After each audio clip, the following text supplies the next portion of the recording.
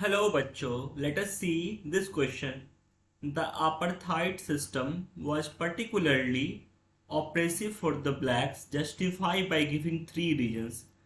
So we have to give three reasons to support the statement that apartheid system was particularly oppressive for the black.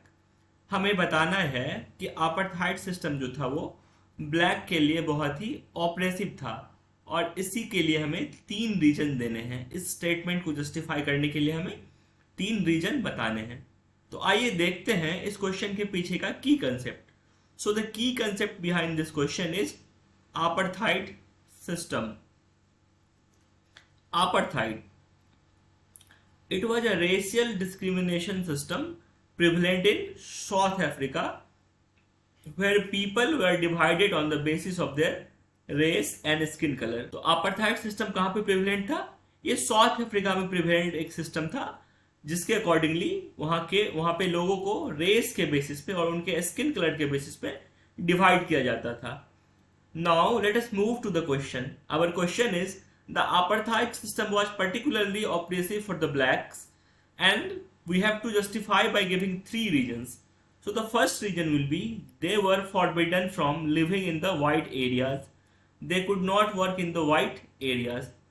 जो जितने भी black people थे south Africa के वो ऐसे area में नहीं रह सकते थे जहाँ पे वाइट पॉपुलेशन रहती थी और वो वाइट पीपल के साथ काम भी नहीं कर सकते थे। Second reason is train, buses, taxis, hotels, hospitals, schools were all separated for the whites and blacks. This is called segregation.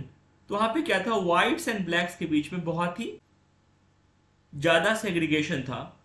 ये सेग्रीगेशन कहाँ कहाँ होता था? Trains, buses, taxis, hotels, hospitals, schools, हर जगह क्या था, ब्लैक्स के लिए अलग और वाइट्स के लिए अलग व्यवस्था होती थी। And the third reason is they could not even visit churches where the white worshipped. Blacks could not form any association and assemblies.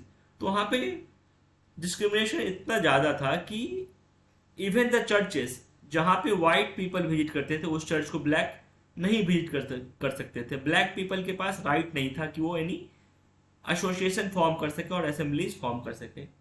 तो I hope you understood it well. Thank you, all the best.